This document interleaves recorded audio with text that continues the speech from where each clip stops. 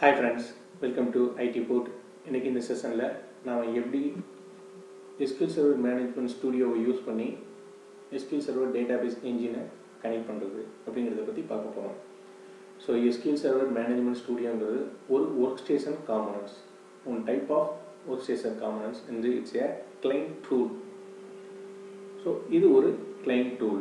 So இதை base பண்ணி எப்படி கனெக்ட் பண்ணுறது அப்படிங்கிறத பற்றி பார்க்க போகிறோம்.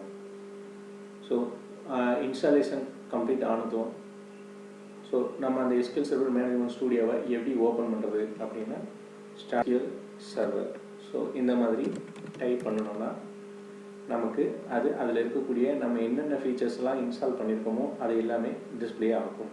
ஸோ இதில் SQL Server 2014 Management Studio so என்னோடய சிஸ்டமில் SQL Server 2014 வெர்ஷன் இன்ஸ்டால் பண்ணியிருக்கிறேன்.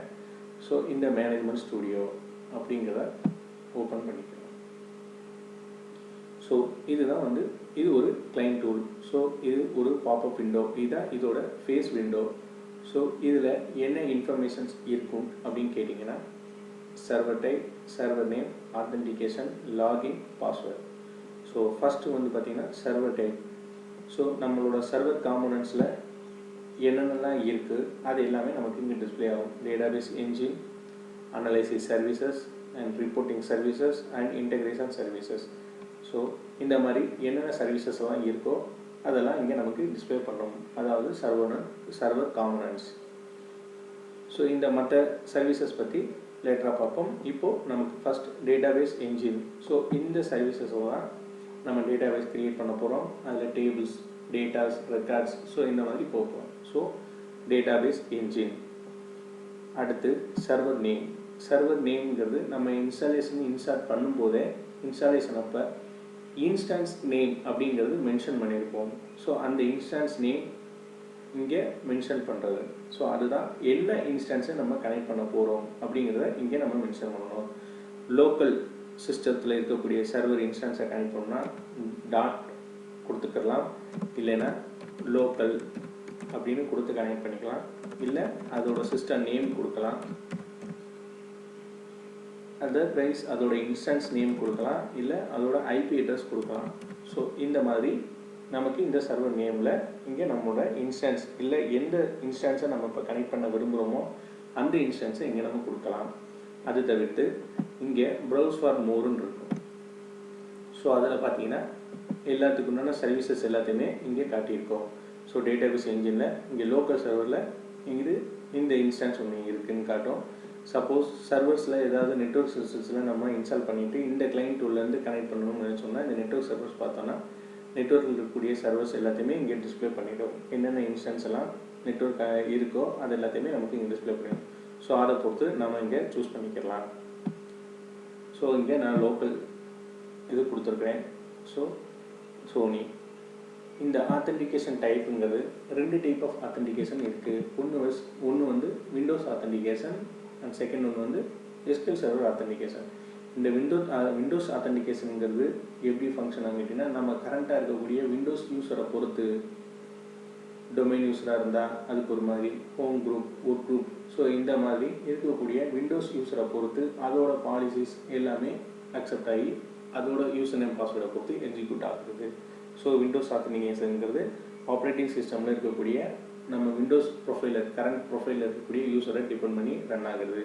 SQL Server ஆத்தென்டிகேஷனுங்கிறது SQL Serverலேயே நம்ம வேணுங்கிற லாகின்ஸ் எல்லாமே க்ரியேட் பண்ணிவிட்டு அதில் இருக்கக்கூடியதுக்கு பாலிசி, அதுக்குண்டான conditions, restrictions, access denied, so இந்த மாதிரி நம்ம செட் பண்ணிக்கிற முடியும். ஸோ அதுதான் இந்த SQL Server ஆத்தென்டிகேஷன்.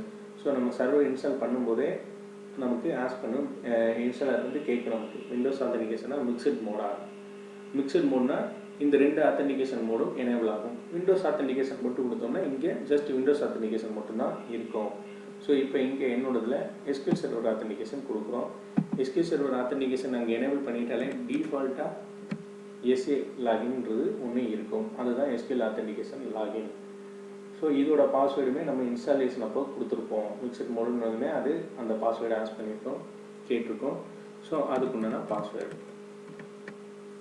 ஸோ நம்ம அங்கே தான் பண்ணுங்கிறதுல அங்கே பண்ணிவிட்டு இங்கே நம்ம லாகின் க்ரியேட் பண்ணிவிட்டு லாகின் ஏற்கனவே டிஃபால்ட்டாக இருக்கும், அதுக்கு பாஸ்வேர்ட் செட் பண்ணிக்கலாம்.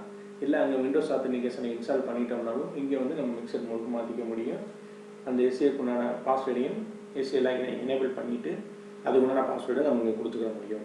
ஸோ ஜஸ்ட் இப்போ இந்த இன்ஃபர்மேஷன்ஸ் எல்லாம் கொடுத்ததும் ஸோ நம்ம ஃபஸ்ட்டு என்ன கனெக்ட் பண்ண போகிறோம், database engine and server name, என்ன type of authentication, login name என்ன, பாஸ்வேர்டு என்ன, ஸோ இதெல்லாம் கொடுத்துட்டு நம்ம கனெக்ட்னு சொன்னோம்னா ஸோ அந்த இன்ஸ்டன்ஸில் இருக்கக்கூடிய டேட்டாபேஸ் இன்ஜினுக்கு உண்டான சர்வீசஸ் எல்லாமே நமக்கு இங்கே கிடைச்சிரும். ஸோ அந்த இன்ஸ்டன்ஸுக்கு உண்டான இன்ஃபர்மேஷன்ஸ் எல்லாமே நமக்கு இங்கே வந்துருச்சு.